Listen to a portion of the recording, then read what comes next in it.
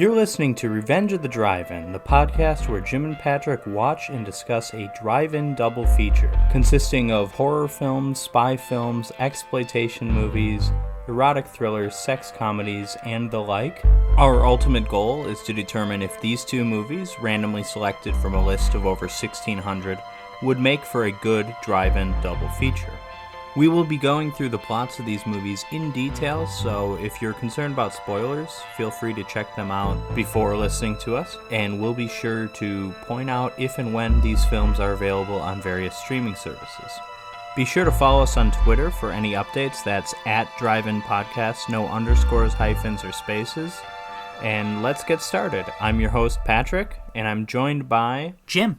Okay, Jim, before we get into our two movies today, I want to do something a little bit different. We're recording here on February 3rd. I want to get our picks locked in for Godzilla vs. Kong. Who do you got winning? Godzilla. I mean, he should win, right? He's basically a nuclear reactor in that series. I feel like if we follow the logic of the previous two Godzilla movies, he wins. But I'm going to go out on a limb. Again, reminder, February 3rd, we're recording this. Or is it the 4th? It's the 3rd. It's the 3rd. It's definitely the 3rd. Groundhog Day was yesterday. The one day a year in which Andy McDowell is relevant, which she'd be relevant for us regardless today because we are talking about Ready or Not, and she's in that. But anyways, no, I'm going to say they're going to do a Batman v Superman thing. Godzilla and Kong, they're going to fight for a bit, and then they're going to have to unite to fight against a common enemy. I want to say it should be Ghidorah, but they already used Ghidorah, and he's dead. It's going to be Mothra? And I feel, well, Mothra's not really a villain, but like Megalon is probably the next, Megalon / Gigan to me are the next big Godzilla villains, but they're not super like well known. So I'm going to say Mechagodzilla comes out of nowhere. I'm not sure how that's going to work because I feel like Mechagodzilla has to be man-made, but what if whatever. Big climax is that they're both fighting biplanes on the Empire State Building? How great would that be? Oh, yeah. Yeah. But yeah, so that's my pick. It's locked in now. Your pick is locked in. Yeah. I would kind of be happy to just see King Kong get killed. I don't have anything against King Kong. I just want to see one of these versus movies where there's a conclusive end. Every single one of them, it's either they unite to fight against somebody else, usually in the case of where they're both heroes, like Batman and Superman, or one kills the other, but then like in the last shot of the other one, it's revealed that they're still alive, or like, oh, they've got a chest burster coming out, even though the Predator seems to have won. You know, I just thought of it, Patrick, and I think maybe both Godzilla's mom and King Kong's mom were both named Martha. Or maybe. Mothra. Oh, yeah. I mean, that's a joke going around on Twitter, and I've seen it from a bunch of different people. It's never not great. Anyways, so all the Mothra talk to the side. We've got 2019's Ready or Not and 1978's, yes, 78, not 72, 1978's Game of Death. There is a 1972 Game of Death. It is an unfinished film, because Bruce Lee passed away. 78 is the finished version of it, which features not that much Bruce Lee. But We'll get into that. This was your first time seeing Ready or Not? You had never seen it before? Yeah, I'd never seen Ready episode? or Not. I had only seen parts of Game of Death on the TV, but yeah, I'd never seen Ready or Not. Honestly, parts of Game of Death are probably all that's worth watching of Game of Death, Yeah. but we can get into that. No, Ready or Not, it came out just at a weird time in my life. I would have loved to have seen this in the theater. Of course. I remember seeing the trailer. I only saw two movies in theaters in the summer of 2019. I saw Crawl and Midsummer. I probably saw this as a trailer before both of them. Definitely before Midsummer. You and I were both in England when both of those would have come out, right? I was actually still in the United States when Ready or Not came out, so I was like basically packing to move to England for the first half of its theatrical run, and the second half of its theatrical run, I had just gotten to England and I was still familiarizing myself with Oxford. Otherwise, I wasn't really able to see it either there or in the US. It was just bad timing for me, but I would have loved to have seen it. I was really impressed with the trailer, and I rented it like as soon as it was available on digital, and spoilers, I like it. Yeah, because I agree with you. I guess really before I get into it, I didn't know all of this was filmed in my neck of the woods. It was all filmed in the GTA, mostly in and around Well, you're Casa not in Loma. the GTA. You No, I liar. mean, yeah, I'm like a 2-hour drive east. But yeah, it was mostly filmed in and around Casa Loma in Toronto, and I think Parkdale Estate in Oshawa. I would never have pegged this for a Canadian Oh yeah, production. you know what? The last wedding I attended was kind of near Oshawa. I could have gone to this wedding. Yeah, you could have, yeah. Okay, so Ready or Not 2019, we get a great opening here where there's two young kids running through the hallways of this big country house, this grand, stately house. One of the kids kind of throws the other kid into the wardrobe and says, hide here. And a man comes up behind him. He's been wounded. He's been shot in the gut with an arrow. And he says, please, please, Daniel, you gotta help me. You gotta hide me. And Daniel yells, he's in here. All these people with masks come running in and shoot this guy again and drag him away while this bride is crying. And then we get a title on the screen, 30 years later. And we see the beautiful, I believe her name's pronounced Samara Weaving, Yeah, right? Samara Weaving. Yeah. Now we get the beautiful Grace, played by Samara Weaving, who is Hugo Weaving's niece. Oh, that's right. Yeah, I forgot about that. And her soon-to-be husband, Alex, played by a fellow named Mark O'Brien. I don't think I've seen him in anything. Yeah, he didn't look familiar to me either. They're getting prepared to get married. It's the day of their wedding. And I guess I should just say here, to her husband, Alex, was the younger of the two kids that I just mentioned from the opening. And Daniel, as an adult, is played by Adam Brody. It's a name I'm familiar with. I don't actually know what he's famous for. I know he's in Scream 4, but that's like a really small role. That's not why he's famous. He's not like the brother of Adrian Brody or anything, is he? No, he's too normal looking. That's harsh. So as you just mentioned, Daniel, the older brother, he comes in on Alex and Grace while they're kind of just talking before they have to go out and do some wedding day photo shoots. This is when you kind of realize, just through the way that the scenes are set up, that their family is stinking rich. Yeah. And eventually, when they do move outside, we're introduced to the rest of the family. Andie MacDowell plays Becky, who is the wife of the patriarch of the Le Domas family, whose name is Tony. I don't remember who plays him, but I like the actor. They're filthy rich, and they're all a little eccentric, and there's a woman kind of off to the corner, Aunt Helene. She's the, like, visually, she just looks weird and creepy. Yeah, she looks like a she's- horror movie character. Yeah, she's constantly grimacing. Yeah, she looks very disapprovingly on Grace. Yes. And yeah. Grace, she mentions she doesn't think the family likes her. She mentions that his alcoholic brother, Daniel, keeps hitting on her or something. So that's how we learn Daniel's an alcoholic, because we see a lot of that later. She has a conversation with Andie MacDowell, who, being originally an outsider to the family, should be able to relate to Grace a lot here. She says, like, I was, like, in your situation, I didn't come from a lot of wealth. A lot of this stuff was weird to me, too. But Grace doesn't think she likes her, really, or that her dad approves. Mm-hmm. It's not really that important to the story, but it also stems from the fact that she is definitely not from this world of luxury. She was she was given up for adoption, and she was raised. I would say that's super important for the story. I mean, the adoption part specifically, no, but it just shows her willingness to try to conform to this strange family so that they can accept her, and she will be accepted by them. Yeah. But the two get married. Alex and Grace get married. They have a lovely wedding and a lovely kiss out in the backyard. But there's a catch to their wedding day here. At the end of the day, around midnight, to be fully accepted into the family, Grace has to play a game. Every marriage in the family does this. So. Exactly. Yeah. Every new addition to the family, excluding, I guess, kids born within the family, have to be accepted into the family this way. Alex and Grace and the rest of the family move down to the Le Domas games room, where Tony Le Domas kind of regales the family, but more specifically Grace, with the story of how they made their fortune, which is a bit of a shady story. A bit. Yeah. There's definitely some devil stuff. Oh, we don't get devil. No, you're right. Early we get kind on, of we don't supernaturally. get. Yeah, watching this for the first time, and I genuinely didn't know exactly where this story went. I didn't really get the impression that there was going to be any kind of supernatural element. I thought these people were just crazy. Mm-hmm. You know what I mean? Yeah, definitely at this point in the movie, I thought these people were just crazy. But, I'm not going to spoil it really, but the further we get, the more you realize, it's like a ritual that they perform. It's a rite. Well, it goes back and forth between crazy and supernatural, actually, which is what I really like about the movie. Or maybe it goes back and forth between stupid and supernatural. Like they're all just inept. Oh yeah, there's a lot of ineptitude here, and I like this. This is something we haven't done too many horror comedies so far, and this, if this isn't clear, this is a horror comedy so far. It's been comedy because we haven't had our. Well, I guess we had that opening scene, come to think of it. But, like, horror comedy as a genre is something I find really, really frustrating because I feel like 9 out of 10 horror comedies are really just comedies with violence. They don't really seem to try to be scaring you or to be tense. It's just like comedies with a lot of blood or something, Yeah. And this movie, I can't say it's really all that scary, but it is very tense, and it is very funny, and I think the balance of tones is done really, really well here.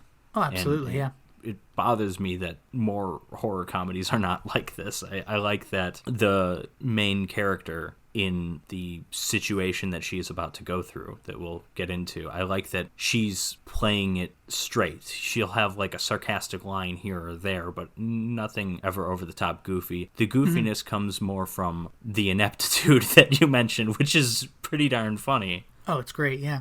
But I should just give a quick rundown, I guess, maybe of the family members, just very brief. Well, yeah, and we meet 2 more of them in this scene. They couldn't make it to the actual wedding earlier. Yeah, so the 2 that we meet in this scene are Alex and Daniel's sister, who I think is older than them, and she's a bit of a cokehead and a prescription painkiller taker. Yeah, we see the pills later, too. We see the coke in this scene. We see the pills later. And she's married to a guy named Fitch, who's just an idiot. He's funny. He's probably the funniest one. He's great, and the first line out of his mouth is one of my favorites in the movie, just because I think it's so ridiculous. He comes into this room, he goes, "Sorry, we're late. Would have loved to see the wedding, but we couldn't get our regular charter out of De Gaulle, and I'm just not flying. I'm just not. What do you say? I'm not flying. Coach, probably something like that. Yeah, or something like that. Or like, I'm not flying like the regular airlines anymore. You know how it is. It's like, okay, yeah, he's great. And that's an important line to note too, because he married in, so he. Yeah. In theory, we don't really learn much about his backstory, but in theory, he did not come from super wealth. Mm-hmm. So already, and this is important to the story, we don't really know it yet, but already you can kind of see how wealth is changing people that didn't come from it, because especially with Daniel's wife, you see Charity. That the ones who marry into wealth are maybe even more despicable than the ones that are from wealth originally. Yeah, well, we get this weird line that I'm just going to bring up now because I'm going to skip over it later or forget about it later. Daniel accuses her of being a monster in her own right. He said, when I told you about this thing, you were excited about it. You couldn't wait to join the family. And she says something along the lines of, well, you know where I came from and what I had to do. I'd rather die than lose all of this. Yeah, I love that scene. That might be my favorite scene in the movie. Oh, it's great. But anyways, yes. So to get back into this thing, Tony Ladomas gathers the family in the games room and regales them with this story of how they got their wealth. And how they got it was strange. His great-grandfather was a merchant seaman, and he met this guy named LaBelle on a ship crossing the Atlantic or something. They were playing cards, and they got to talking, and they both kind of bonded over how much they liked card games. Mr. LaBelle gave Ladomas, he gave him this box, this puzzle box. He said, look, if you can figure out this puzzle box before we make land, I will financially support all of your endeavors. Not to spoil much, but next episode, we've also got puzzle boxes. Oh my gosh. People in the know will know what that's about.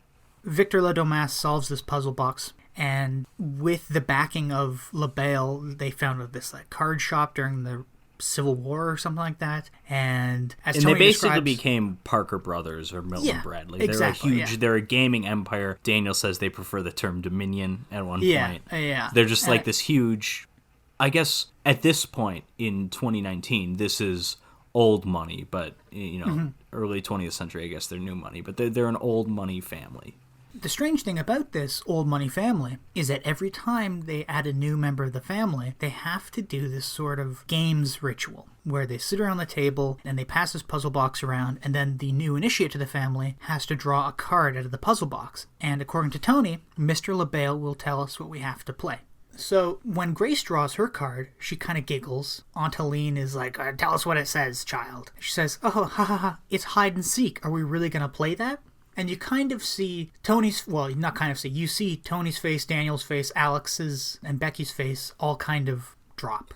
The mood of this room just changes for everyone but Grace because she has no idea what's happening. Yeah, and exactly. And this is when you realize, I mean, it was easy enough to see coming, but this is when the audience really realizes that, this is the thing that they were playing at the beginning of the movie. They all agree to play hide and seek. Alex and Daniel aren't too happy about it, and Andy McDowell doesn't seem to be that happy about it either, which will change. Right, and Grace learns that for her to win, she has to stay hidden until dawn, basically. Yeah, well, there's this great little scene here, too, where, Tony takes Grace out of the room to give her a quick rundown of how this works. She goes, am I really going to have to hide? He goes, yeah, you have 100 seconds to hide, and then we're going to come and look for you. We can't use the house security cameras because we have to play the game like it would have been played in Grandfather's time, and you can win by hiding till morning. And she's kind of saying like, yeah, I'm not going to do that. Okay, thanks. She when she actually does hide, she gives up like a minute into it. She's just like, this is boring. We know also from trailers and stuff that Tony has omitted the most important part of this, is that when they find her, they are going to kill her. Specifically in a ritual. Yes. We can talk about this later if we want to. It's probably not worth dwelling on, but I think if they just kill her when she's like hiding, I think that still works for the... I don't think... Perhaps. I don't know. It doesn't matter. Maybe it has to be in a ritual. I know they want her. At one point, they said they need her for the ritual. Yeah, but but again, I think that might just be their like tradition thing. I don't know if there's really merit to that, because some of the funniest stuff in this movie is when they're kind of picking and choosing which traditions they have to live by and which they don't. Yeah, exactly. That's hilarious. That stuff. Yeah. So. Tony returns into the games room with the rest of the family, and they start gearing up with like crossbows and an little, awesome little song pistols. Playing on an old phonograph.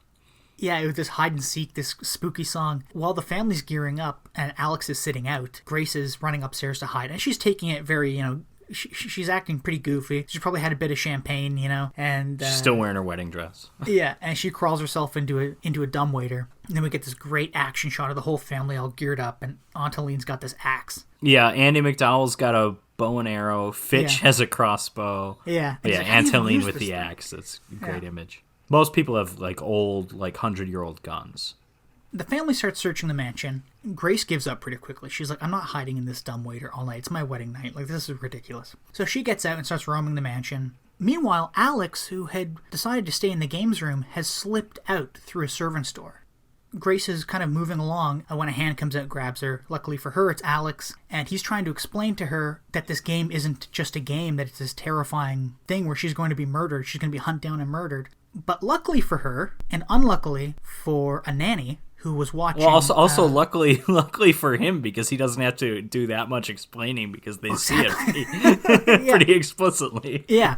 This nanny who was looking after Fitch and Emily's kids had fallen asleep reading a book. One of her kids left the room, and she went looking for him, went into the newlyweds' room where they were just hiding out. And as she realized that the kid wasn't in there, she didn't see either Grace or Alex. She turns to leave, and bang! Gets shot right in the face. Like, right in the fucking face. And she hits the deck. And Emily, you can hear her out of frame screaming, "Oh, Daddy, Daddy, I got her. Look, I got her. Oh, come on, I got her." Grace peers around the bed and she sees this half-dead poor nanny with like part of her head missing and her brain showing. She's covered in blood. She's spluttering blood all over the carpet. And this is when she realizes, oh shit, this isn't a funny, cute hide-and-seek game. This is a murderous nightmare. Yeah, and this is when a bunch of characters gather, and there's like a line, I can't remember who says it, but someone's like, oh, not her, she was my favorite. And they all get really mad at, is it Emily? Is that her name? And Tony was like, first of all, you shouldn't be aiming at the head because we want her maimed because we need her for the ritual. Mm-hmm. They flip a coin to see who has to carry her and stuff like that because they're just getting rid of the body at this point. I didn't realize it on the first watch, but like when they flip the coin and call heads or tails, it's literally heads or tails. Like you grab her by the so whoever has to carry from her the head or from the legs. Grace is, understandably shocked as the family moves off with this dying nanny / dead nanny. And Alex rushes her into some servants' corridors behind the hallways. And this is where we learn that this isn't just a game for the family, that they believe they're going to have to kill Grace before dawn or else everybody dies. Alex calls it just this crazy superstition, but they really believe in it. Grace is understandably getting upset with Alex. She's like, how come you didn't tell me that this is a possibility? I'm on her side. He goes, yeah, and he's like, look, he goes, you could have, he's like, out of all the cards you could have picked, you picked the one bad card. And he also said, when she's like, well, why didn't you tell me? And he's like, well, if I would have told you this, you would have left. And he has some line about how they, can't, eloping doesn't work, or maybe the curse would still happen if they elope. Yeah. Well, he doesn't really believe in the curse. You have to get married on the grounds and in the house or something. And he also said that, if I didn't propose, you would have left me. So it's like I was, and it's like, okay, it's kind of understandable. I'm still 100% on Grace's side, but this is kind of understandable. Yeah, also, I guess this is the point when we realize that there's this is definitely sinister, but there's something more behind it, because this is when we first start really hearing about the ritual, other than Tony coming into the room after the nanny's been killed. Yeah. But there might be something vaguely satanic or something going on, something supernatural, not just a house full of crazy people. Alex tells Grace, look, I have to leave you. I have to unlock all the doors and windows because all the doors and windows have been locked by this system. So I got to get there. You make your way to the servant's kitchen and then go out the back door and just run. Just leave.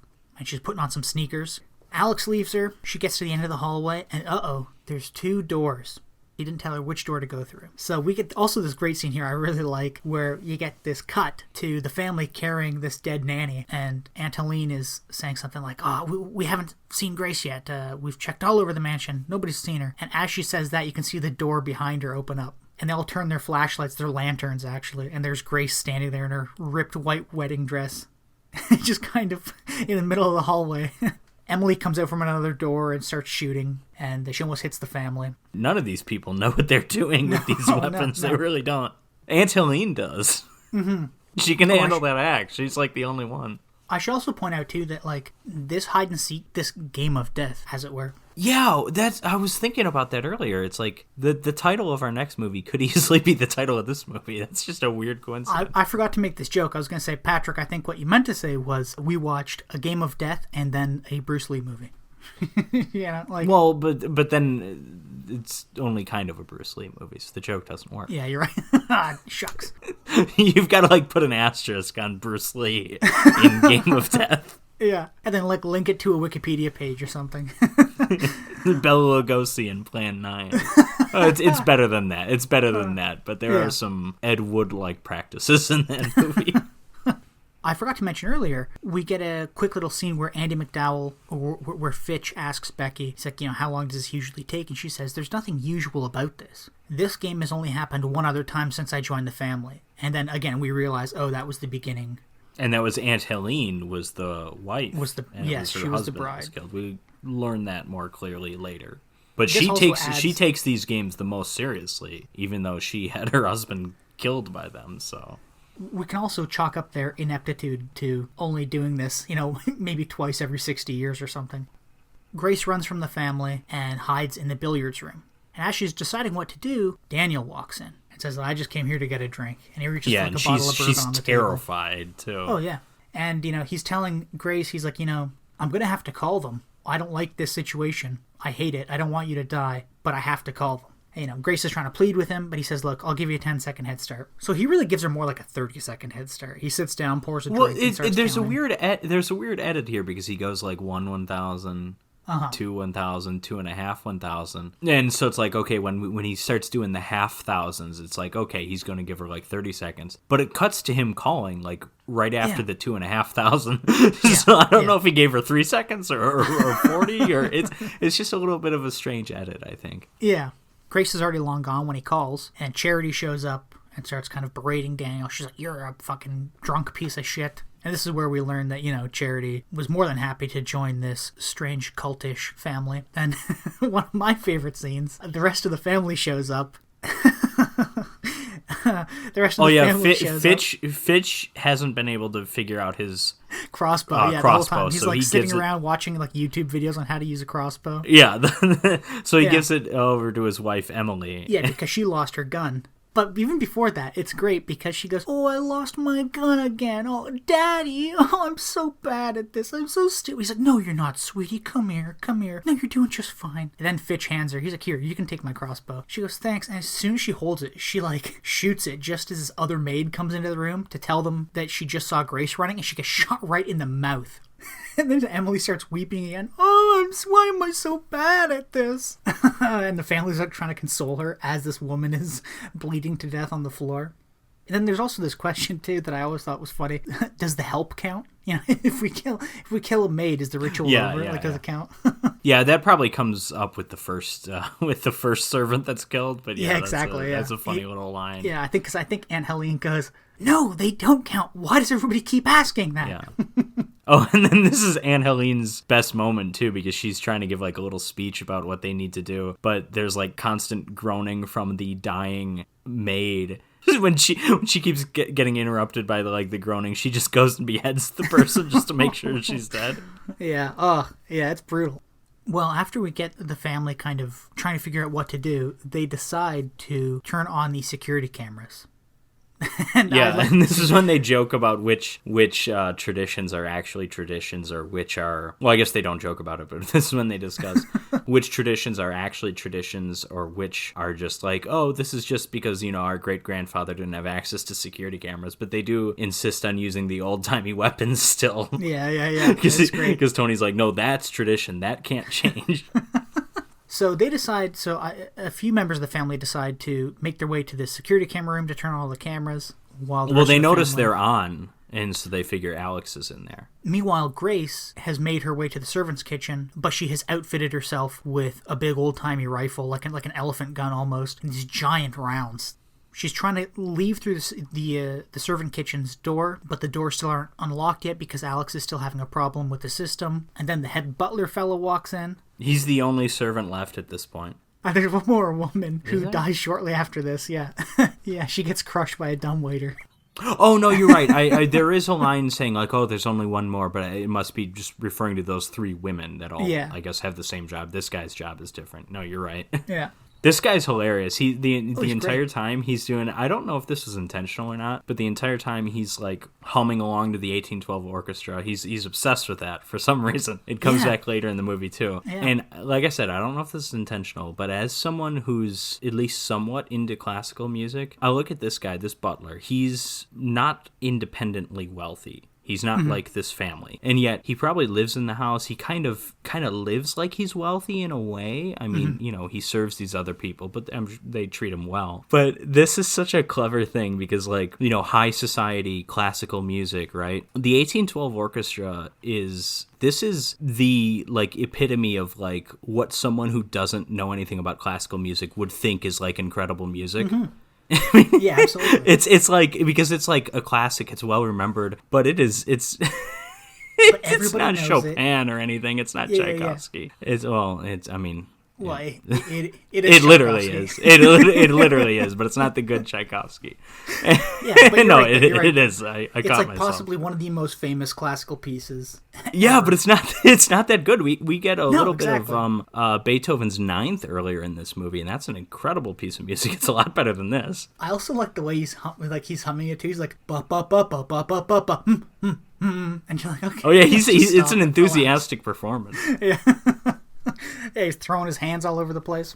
So he comes into the kitchen to make some tea. Classic butler move, am I right? And Grace has to hide behind the island in the kitchen. Then there's this whole issue where Alex upstairs unlocks all the doors and windows just as his dad and older brother burst in and incapacitate Alex. Grace tries to get out through the servant's door, but realizes all the ammo that she has for this gun is fake. But no worries, she just smashes a piping hot pot of tea over his face and runs. And then this is when the last female servant gets crushed by the dumbwaiter because Grace tries to get back in it to hide, and this woman goes, "I'm not even a real, what's the word? I'm not even a real maid." Yeah, Mr. Ladomas just likes the way I dance.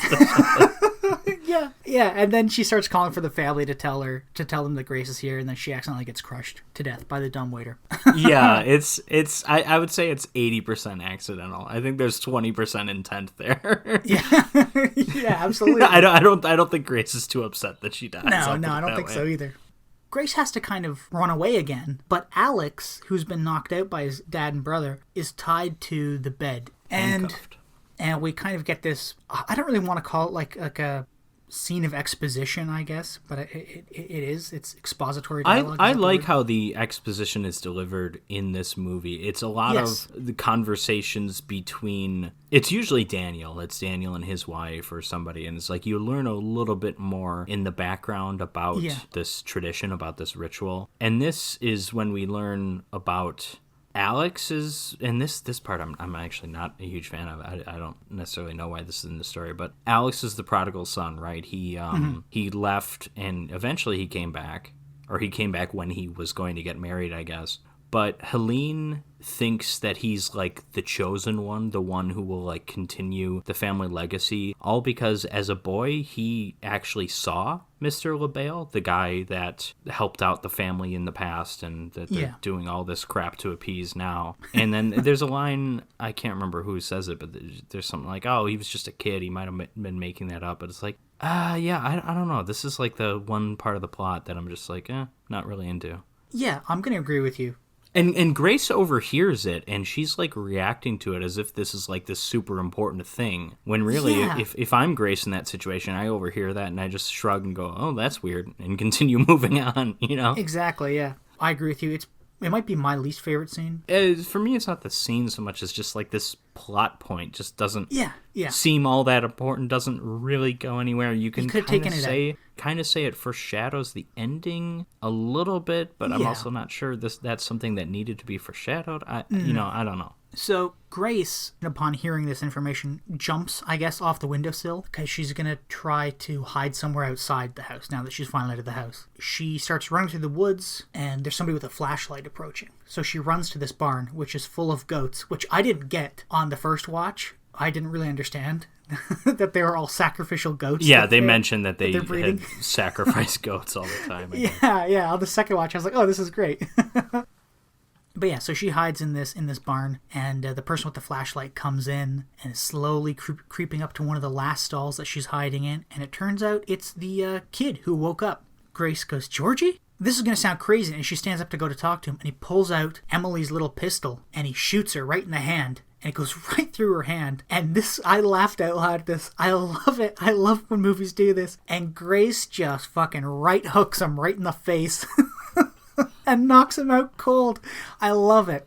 And then as she goes to pick up the pistol, I think it's the pistol she goes to pick up, a goat scares her and she falls backwards through some rickety wooden doors covering a cellar, but it's really more like a pit, and she just lands on a pile of rotting goat corpses, and the stench is clearly overwhelming. She turns and she vomits, and she looks next to her, and there's the body of Helene's husband. This scene is hard to watch. Like, at this point of the movie, you already feel bad for her. But then she gets shot through the hand, falls into this rotting, festering pit. She's covered in goop, and her hand is bleeding profusely, and she tries to climb out of the pit on this rickety ladder, which is slowly breaking, rung by rung. And she eventually grabs the sill of the cellar doors, I guess you could call them, and she's hanging there. She can't get quite a good enough grip, so she throws her hand with a hole in it up, and she lands it right on a nail. And so she screams, and Samara Weaving has this great scream too, I want to point out. Oh yeah, it like scream. Naturally reverberates or whatever. Yeah. It's like a... Yeah. Also, this is the dumbest thing I've ever seen. But on the IMDb trivia, you might have seen this too. IMDb trivia, some of it's interesting, some of it isn't. It's how it is with everything. One of the things they have under actor trademarks, they say Samara Weaving screams. Like that's her trademark. That is so stupid. It is so stupid. Like if I want like an actor, if I want like let's say like a director trademark or something, I'm gonna be like, okay, this director uses the number 13 a lot in his movies. So if you look at the numbers on the license plate, this is number 13 or something. Like, okay, if that pops up in a lot of movies, like, okay, maybe Samara Weaving screams in a lot of movies, but it's like that's not like the actor trademark so much as it's the character here. It's part of the plot. Yeah. Samara Weaving, great scream. She is a great screamer, though. We'll give her that. But yeah, so she pulls herself out of this pit with, I guess, kind of locking her holy hand onto this nail to help pull her out. And again, at this point, you feel terrible for her, and she kind of bandages herself with this dirty, disgusting piece of wedding dress, which is now no longer white, more of a gray. She starts running, heading towards a boundary line of the estate where... I like this scene too, yeah. Where Charity sees her and she goes, "I've got you now, bitch," and she like puts out her cigarette and grabs this dumb fucking crossbow launcher thing and just completely whiffs it. Yeah, like off by like 40 yards. Oh yeah, easy. Great. Easy. But she goes inside the house to tell the rest of the family and sees the butler. And she says, "I've just spotted her. She's heading towards the north fence." And the butler's got a burnt face now. Oh yeah, it looks terrible. Grace, over at the north fence now, she sees a car approaching and she can't pull herself over the fence, but there's a bar in the fence that has been bent, so she kind of breaks it off and squeezes through the fence to get out to this road. And from that scene, we cut back to Grace, who is cutting her back open, and it's just disgusting. Pulling herself through this fence, and there's this sharp fleur-de-lis or something on the fence that is just like slicing her back right open. She gets out to the road, to this car, and she's like, "Please help, stop. And the guy rolls his window down and goes, "Get the fuck out of the road." And she yells something like, "Fucking rich people," which is great. Wait, she goes on quite a rant. It goes on she for does, a while. Yeah. I couldn't make out most of the words, I feel like. Fucking tiny dick licker cocksucker. I loved it. It was great.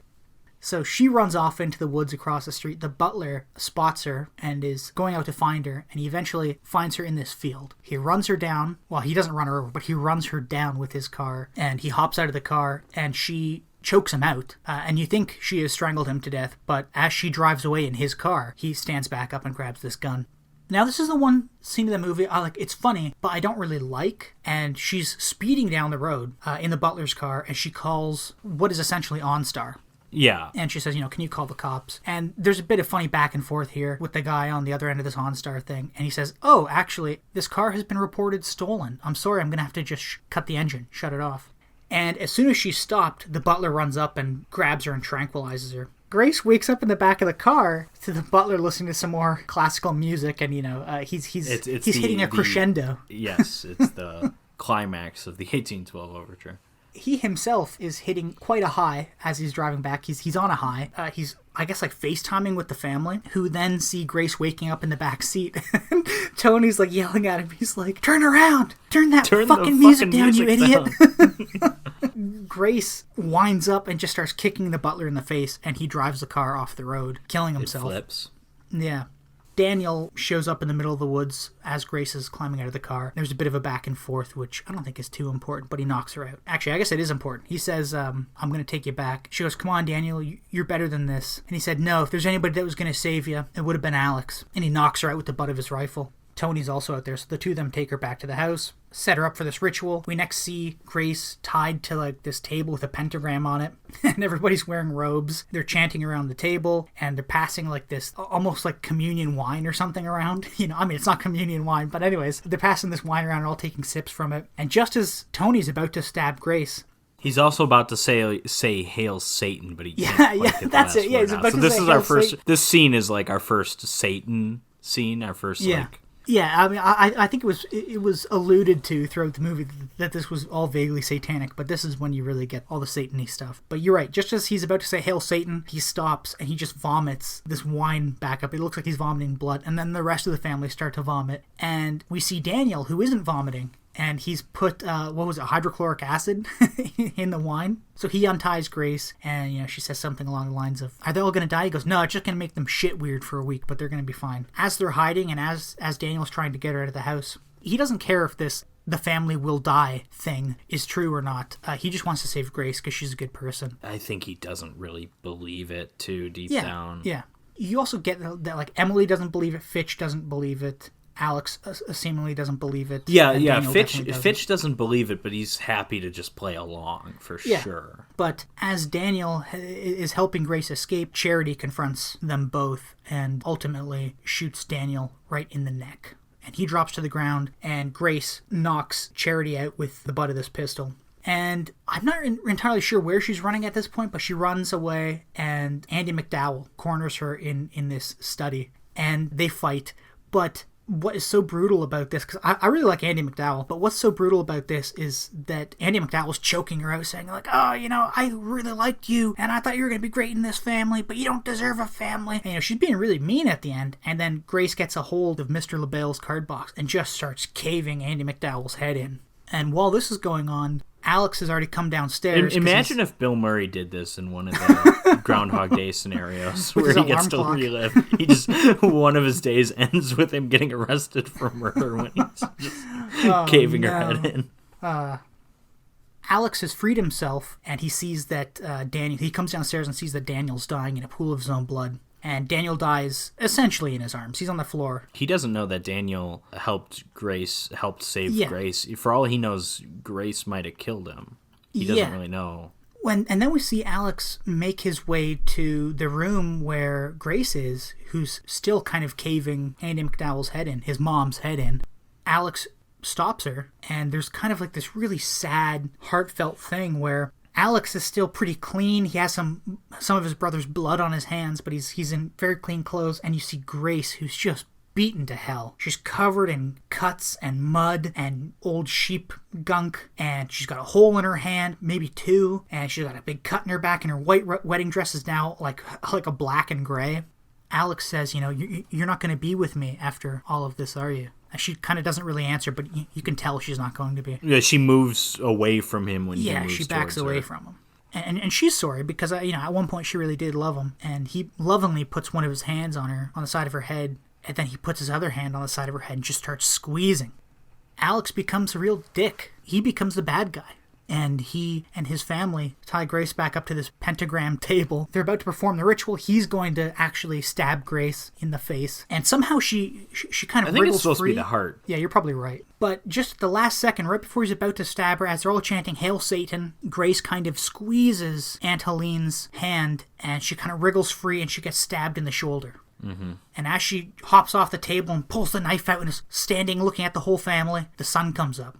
This is the best Samara Weaving scream, too, when she's backing up and has the knife pulled out. This is pretty intense. It's not a fearful scream. It's a, like back away from me scream. It's an insane scream, really. It's great. Yeah. And she looks great, too, again. She's all battered and bloody, and she's screaming. She's holding this knife. She survived until the morning light. And Aunt Helene opens the blinds. All the sunlight comes in, and all the family kind of stops. And they're expecting something to happen, but nothing happens. And they realize, oh shit, this was all just a big joke. There was never anything bad that would happen if this ritual wasn't carried out. It was just a big fucking joke.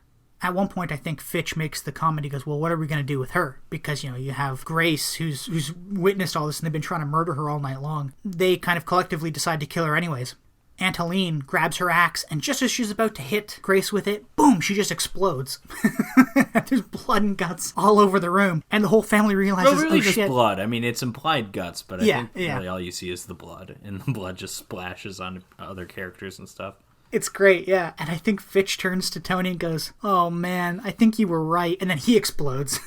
And Emily and the kids run out of the room and they explode in the hallway. You don't get to see them, but you can see them. They're mad to fly past. I like that they killed the kids. And I guess, I guess you don't want to see the kids die on screen. But, they might as well. You see their blood end up on screen. And they're actually, this is kind of covered too, or at least in regards to one of the kids. Because there's a scene when Daniel and Charity are getting rid of the dead bodies, Emily. The maids, the beheaded maids and stuff in that goat stable.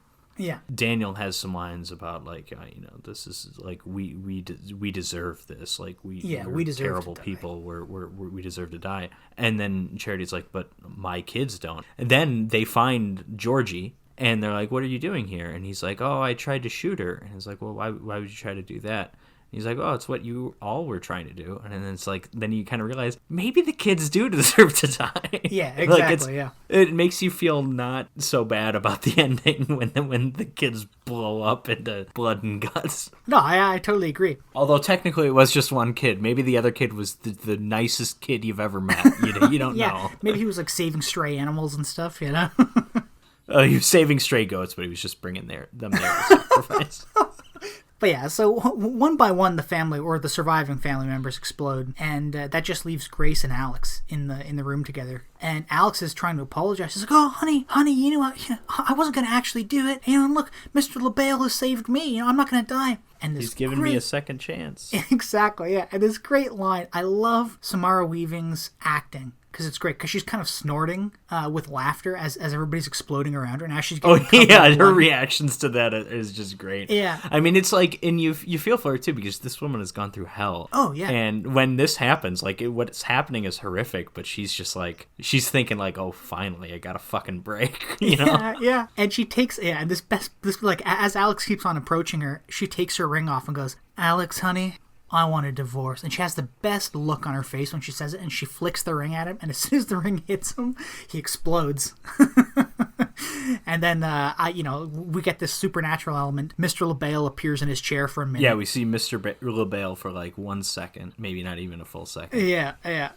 And then Grace makes her way outside and steals Andie MacDowell's cigarette case that she was admiring from the beginning of the movie. While the house is burning, I think we skipped that part. Oh, that's right. Yeah. She sets the house on weird fire. because she throws. I think it's when she's fighting Andie MacDowell, she throws the lantern. Oh yeah, because I think she hits Andie MacDowell with the lantern. She throws it. Tony in the face with the lantern a few times. You're right. It was Tony. Yeah, so she throws it and it starts a fire on like one of the drapes. But then we kind of we ignore the fire until when we see Mr. LaBelle, because he disappears into the fire, and then the fire spreads. But like, there's a good 5 minutes or so, maybe even more than that, when there might as well not be a fire in the house. You know what I mean? Yeah, and I kind of like that though too, because it's like the house is so fucking big that I mean, that's 10 rooms are ablaze and nobody notices, or like they're so preoccupied with trying to kill Grace and save their family that they only have a couple minutes. So so Grace makes her way outside, lights a smoke. And as paramedics and firefighters and cops show up, and I think one of them comes up to her and says, "Oh my God, are you okay? There's a girl over here. What happened to you?" And she goes, "In-laws." And then it ends, and that's Ready or Not with a bad cover of "Love Me Tender" playing. Yes, yeah. With I'm not a fan of this cover. A rock cover. Yeah, so that's it. Ready or Not. How'd you like it, Patrick? I like it a lot. I think it's got a really great script. I think it is very funny in parts. It is incredibly tense in other scenes. And to work both of those kind of tones is impressive. And to do it as well as this one does is great. This movie reminds me of a couple of other movies I've seen. Definitely You're Next. Although it's different from You're Next, because You're Next is like it's a home invasion movie with a kind of a twist on it where the person that they're trying to kill in this house just happens to be like a master survivalist, and they don't know that going in. Mm-hmm. And here, I mean, I like that. I like You're Next a lot. But like here, I like Samara Weaving's just a pretty normal person. She has to learn A, what's going on, but then also B, how to defend herself in these scenarios. And it's not like she's incredible at it. She succeeds mostly because she's A, really determined, and because B, the other people are incredibly inept, and I like that. Yeah, I agree with you on all your points.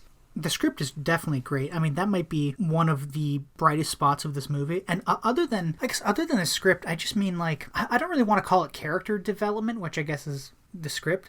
I just like the way all the characters are brought to life by all these actors. And as far as I know, most of the actors are, mostly unknown. Like, I know that some of them are Canadian actors, and they're like in a lot of Canadian things. Well, and then obviously Andie MacDowell. We know Andie MacDowell. She was a big deal back in the day. Notting Hill and not Notting Hill. Forwardings and Funeral. Excuse me. The inferior Hugh Grant romantic comedy. Notting Hill is a freaking masterpiece.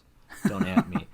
But yeah, and so obviously her, and then the other actors. I mean, like I said, I sort of know who Adam Brody is. I don't really know how well known or what he's known for. Samara Weaving is on her way to becoming a movie star, though. I think this was kind of the movie that brought her to a lot of people's attention. She had done some stuff before this. She's in The Babysitter, which she's really good in that. I don't like the movie that much. Oh my god, that movie. Is that another horror movie?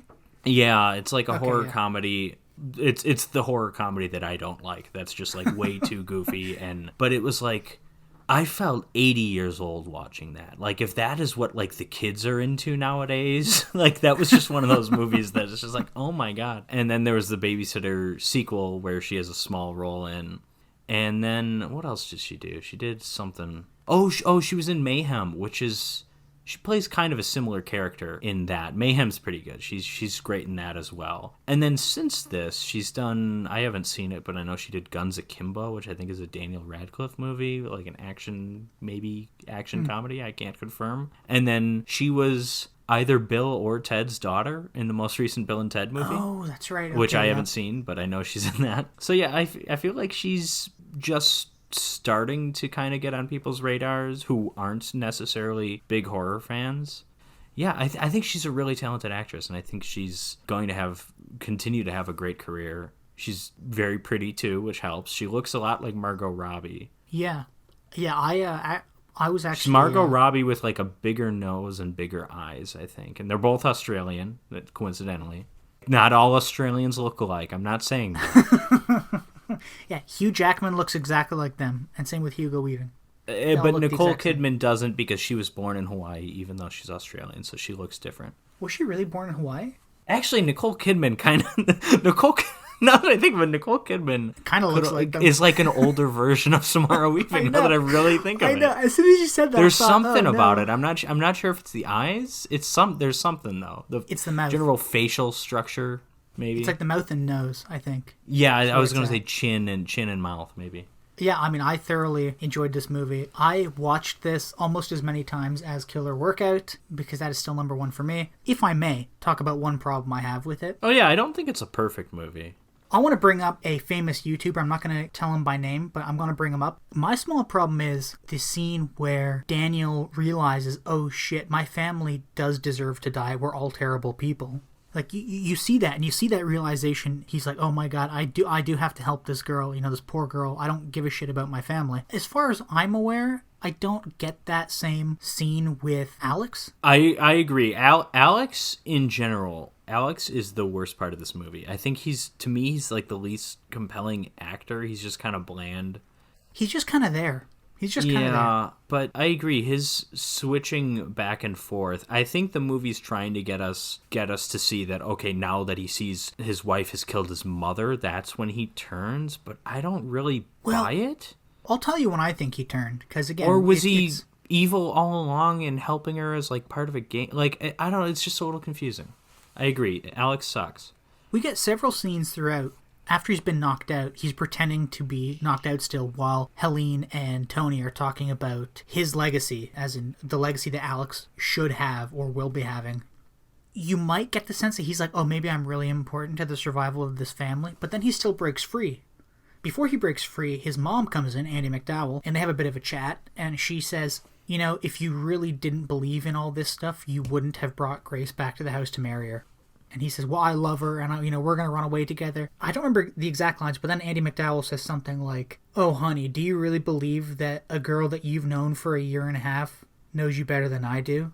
And Alex starts to cry. So you might think, well, maybe there he's realizing that he really does care about the family and the family's continuation. But then you're right, when he comes down the stairs, as you mentioned earlier, and he sees that Daniel's been shot in the neck, perhaps he's thinking, oh, Grace shot him.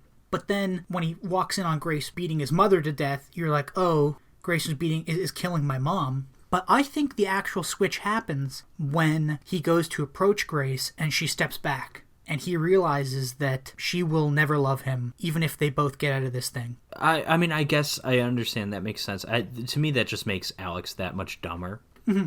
Because, I agree. Again, like earlier when they had that argument in the cellar or wherever the hell, the hidden passageway, when he's like, oh, if I would have told you about this, you would have left. Like, yeah, and of course we both agreed with Samara Weaving there, but like in his mind, like, okay, movie character, oh, that's understandable logic, but like I don't understand why this is like a shocking revelation to him that she wouldn't want to be with him after.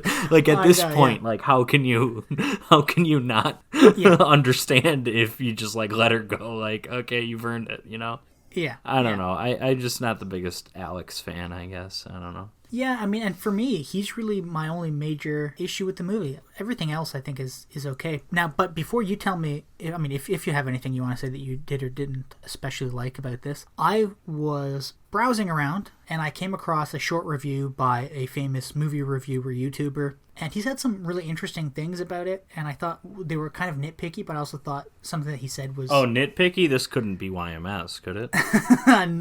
No, it isn't. But this guy made a comment about the theme of the movie that I thought was pretty interesting, in that I think it's wrong, but I want to know your opinion on it. And he also said something about the way the movie was filmed. And he said that he didn't like that a lot of the movie was shot with a handheld camera.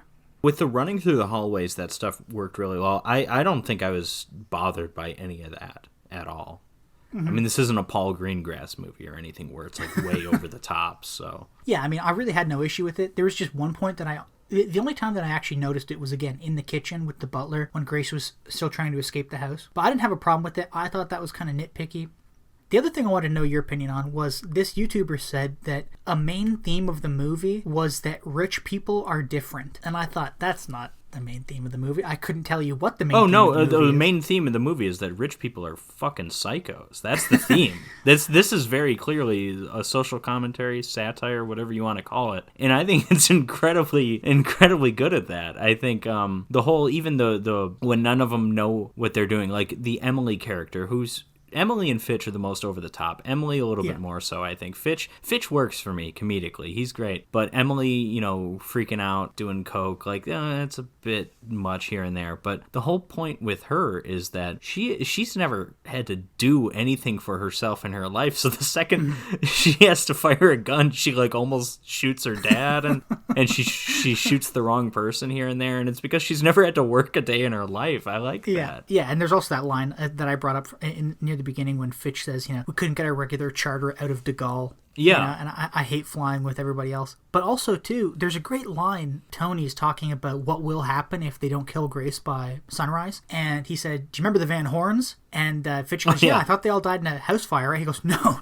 that's what they said in the media. But, well, trust me, you don't want to know how they died. That one line implies that basically every old rich family has been aided supernaturally at one point or another, which I think is really interesting. And it's like, it's obviously satirical, but it's like, rich people are weird, and rich people tied to traditions too, and that's why I say like old money, like that kind of thing is weird. The old, I think it's Skull and Bones club at like Yale. Okay, they do some weird stuff.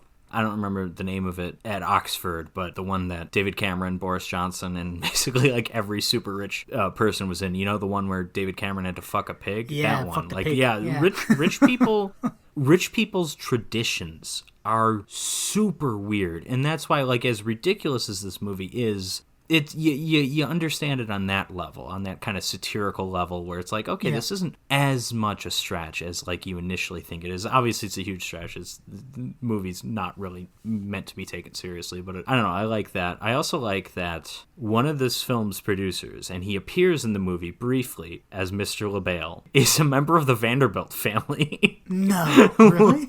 Yeah. I don't know. I mean, families like that have been around for like hundreds of years and stuff, like that money is spread so thin potentially throughout hundreds of cousins and stuff like that. So I don't know how like central he is to the family, but he is a Vanderbilt. That's cool. Great. So maybe there's some personal experience brought to this movie. Probably not, because he doesn't have a writing credit or anything. But wouldn't that be great if that was like an old Vanderbilt tradition? After this movie comes out, there's just an FBI investigation on the Vanderbilt estate, and they find like dozens and dozens of skeletons. That'd be wonderful. And goats. Well, goat skeletons, barn. Sure, yeah. Yeah, I like this movie. I like it. Again, I don't think it's really scary, but as a horror comedy, it is very tense, and it's very funny, and it's pretty effective, I think, in its satire. It's pretty good on that level. Yeah, especially with the Fitch character, I think. Yeah. All right, so leaving that game of death and entering into a very different one, we have 1978's Game of Death from Hong Kong from director Robert Klaus. but really, technically, there are 3 directors here. But Robert Clouse directed Enter the Dragon, which I haven't seen many Bruce Lee movies, but that's the best one I've seen. That's a really, really good movie. Jim Kelly, John Saxon. Jim Kelly, the one from Black Samurai, not the one from losing 4 Super Bowls in a row with the Buffalo Bills. So you think, okay, Robert Clouse, he directed Enter the Dragon. We're in good hands here. He can direct a martial arts movie. Then you realize he also directed Jim Cotta. So it's like, okay, maybe that's... No, he did, really? Yeah, he's the director. He's directed like 5 or 6 movies I've seen, but Jim Cotta was the other one that stuck out to me. But anyways, yeah, so this movie... So the story here is Bruce Lee died in 1973. Bruce Lee considered... Why are you laughing at that? Bruce Lee considered, of course... I thought you were going to tell the story of the movie. I'm telling... This is the story of the movie. This is... You cannot explain this movie without pointing out that Bruce Lee is clearly dead when this movie was made. Oh, poor Bruce Lee. Yeah, no, but Bruce Lee, he died a young man. He was famous Hong Kong martial arts actor. I believe he was born in San Francisco, actually, but most of his movies were made in Hong Kong. Achieved international stardom. Did not have a super long film career because he died young, and he was the Tupac of movie stars, man. They kept making movies with him after he was dead, and part of it has to be just he must have shot just a lot of action scenes that maybe weren't connected to specific movies or something, and then I mean that's clearly what's going on here. Mm-hmm. But yeah, so he's dead, and I guess the last movie he was working on, Game of Death, they released it as a short film at some point, like when he died or whatever, and it's about 40 minutes long. This is not that movie. It's got the same title, but this movie brought in director Robert Clouse to finish a movie based around the footage they had of Bruce Lee. Mm-hmm. Therefore, basically what we have is some Bruce Lee action scenes and then a plot that does not have Bruce Lee in it, and you'll see some very clever ways they got around that. And then also, you know, some action scenes in which it's not Bruce Lee, I guess, too. But this movie hits you hard in the opening because... It's got a great opening. Well, the opening, like it's kind of a James Bondy opening. You've got the score by John Barry, first of all. You've got this, like, roulette table. It's a fun credit sequence. It's kind of a best of Bruce Lee montage. Cut to a couple of his little fight scenes, including his famous one with Chuck Norris from... I can't remember. All the Bruce Lee movie titles sound the same. It's always something of something or something the something. So Fist of Fury, maybe. Fist of the Dragon. I don't. It's something like that. It's not Enter the Dragon, because that's the John Saxon one. But anyways, when that scene ends, or when the credit scene ends, it fades into the fight scene with Chuck Norris in the Coliseum, which is a great fight scene, famous fight scene, where he pulls off his chest hair, great moment. And that ends, and then we're shooting around. Clearly we don't have Chuck Norris here either, because this scene was from a different movie. So you see the character of Billy Lowe, who I want to say is played by Bruce Lee, but who in fact isn't. Yeah. He's on the film set, having just finished that scene, and a light almost falls on him. And so they cut to an extreme close-up of, like, a digitally zoomed-in close-up of Bruce Lee looking up, and it's like, oh no. Because this movie hits you hard in the opening, because we have all of this plot stuff up front, and Bruce Lee is not involved in the plot stuff. So it's like really annoying, and it's really jarring. Just like you're convinced a couple minutes into this movie, and it gets worse in just a minute or two. You're convinced a couple minutes into this movie that there is going to be virtually no Bruce Lee. That by the time you get to the end of it, you're like, wow, that was actually a lot more Bruce Lee than I was expecting, even though there's not that much. Billy Lowe is basically Bruce Lee. Like he's an internationally famous martial arts actor, and he walks over into his little green room, and there's a quick shot. It's just the worst thing you've ever seen in your life. It's this is basically Photoshop. Yeah. I mean, Photoshop wasn't invented yet, but we get a shot of the Bruce Lee stand-in, and he's got a towel wrapped around him. So we get like a close-up image of Bruce Lee that's literally cut out of whatever movie or still image it's from and like pasted on to the stand-in. Yeah. And the camera isn't completely still, so the Bruce Lee head's moving around a little bit when the body isn't or whatever, and it's just like, oh my god, this is so bad. And then they double down on it because when he's sitting in front of the mirror, there's another one. Yeah, that looks worse. Oh yeah, that's like the worst shot I've ever seen, just about. But so you're 2 minutes into this movie and you're thinking, oh no. So we're not going to spend too much on the plot in this movie because, Bruce Lee martial arts movie, there's, who cares about the plot? But also because Bruce Lee doesn't spend any time on the plot. Yeah. Bruce Lee's in a couple action scenes. He's not in any of this stuff. Well, Bruce Lee's first real appearance in the movie is when he's in his coffin. You know? That's technically true, isn't it? Yeah. That's technically true. Other than the digitally zoomed in shots of him where he's reacting to something that clearly didn't just happen. But, oh, man. Anyways, so Billy Lowe, I guess, has some kind of problem with some kind of gang in Hong Kong.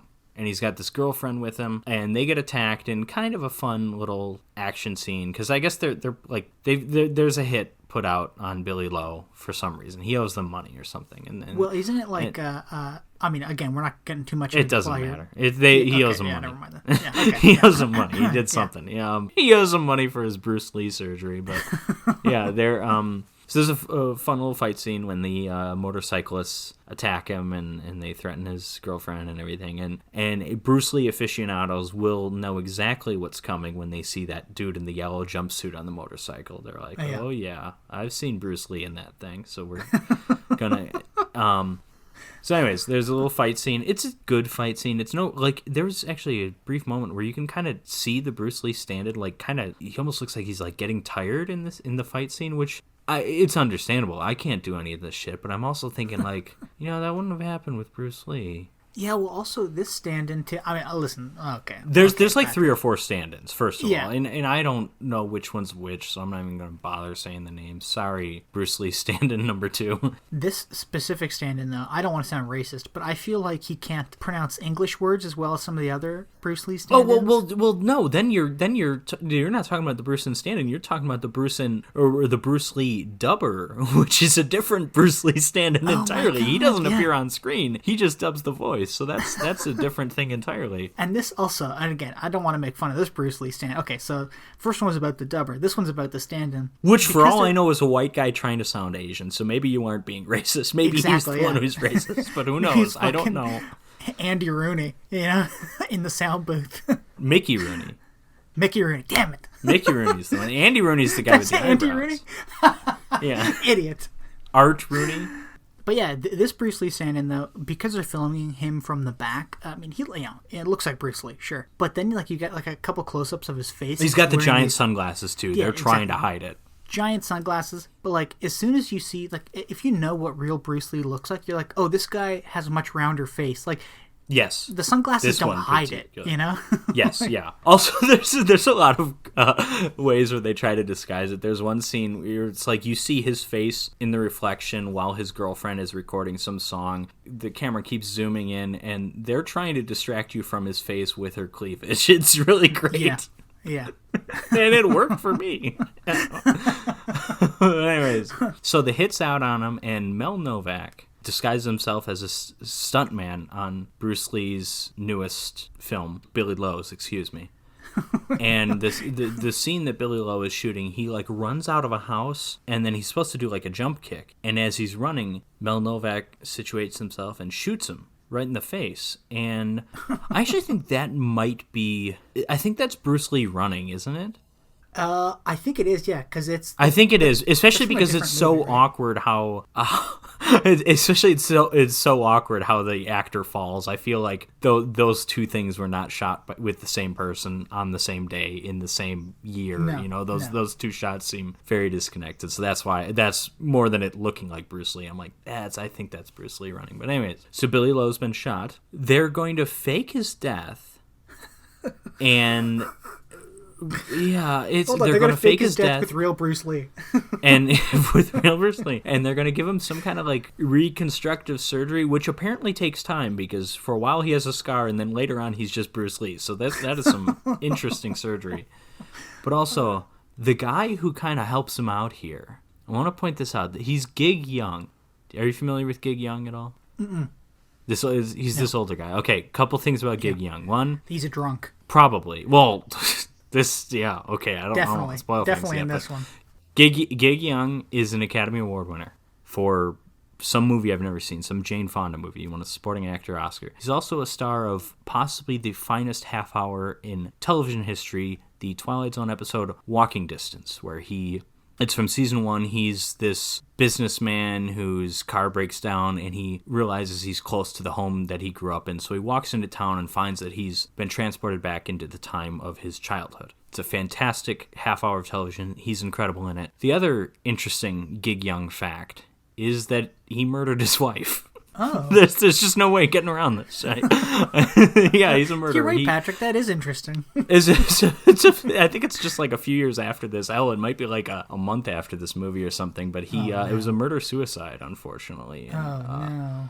Yeah, and the funnier thing is how I learned about that, because I didn't know that. And I was like reviewing this movie on Letterboxd, and I saw that a Letterboxd connection that I have reviewed this movie, and his name is Feck.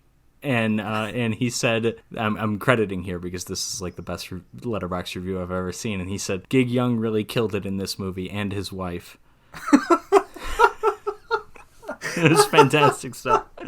And it's like, and I'm like, what? And I looked it up and I'm like, oh no. Oh no. No, Gig Young. Oh, Gig Young.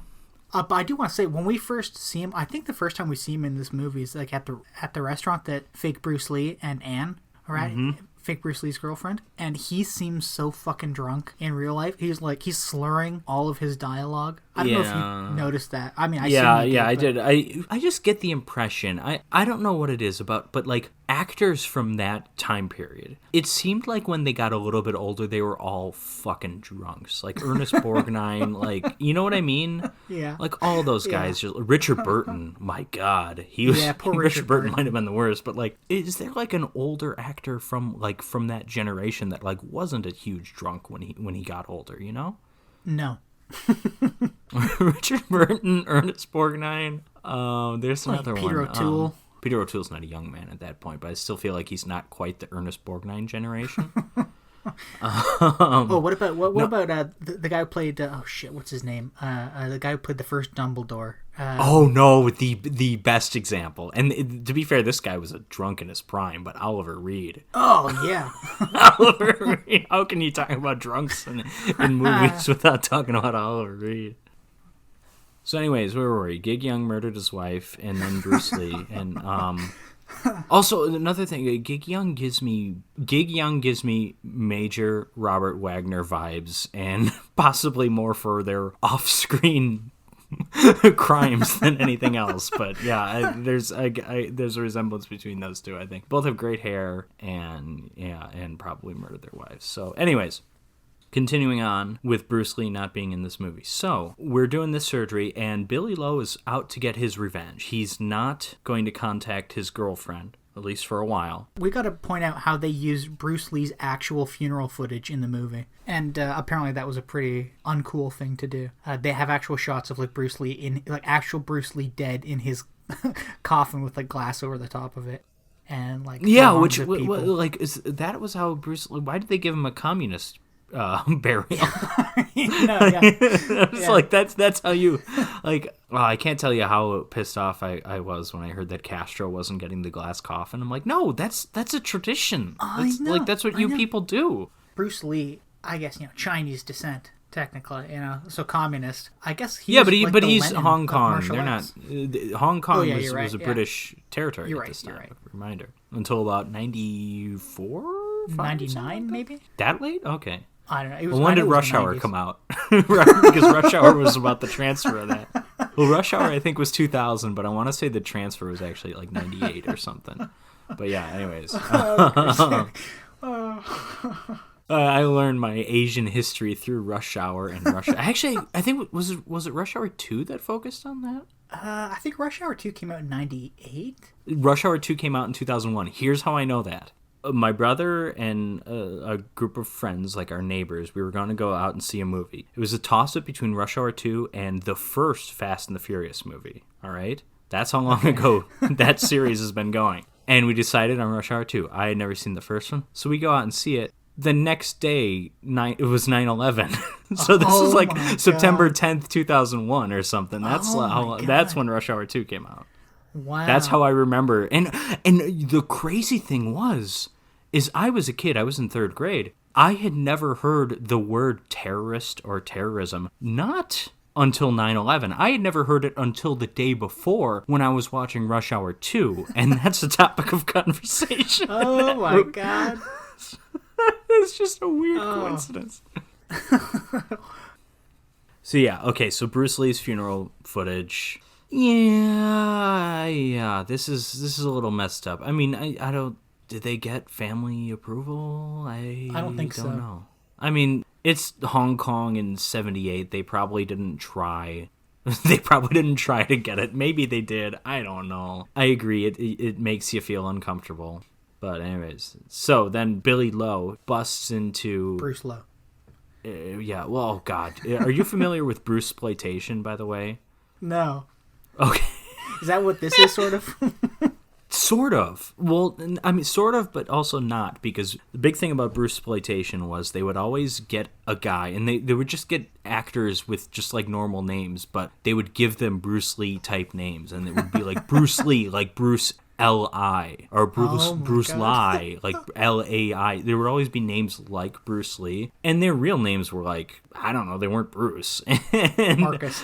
And it was basically, I don't know if it might have been while Bruce Lee was alive. It definitely kept going after he died, though. And Bruceploitation movies were basically about, can we slap together a martial arts movie and convince you Bruce Lee is in it?